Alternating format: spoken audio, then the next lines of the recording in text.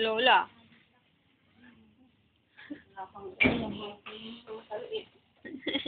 Nagbastos pa ito ni Nanay Ayan. O, naitawid mo na ako. Umalis ka na. Kumamapay sa karsada.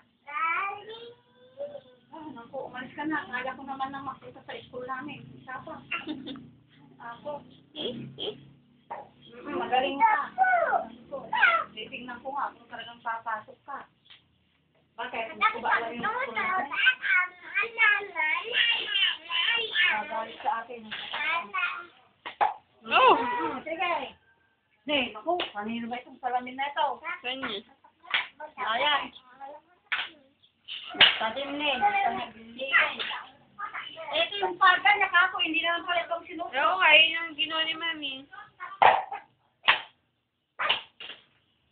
Meron sa itong bura niya. May lapis ba siya daw? Hmm.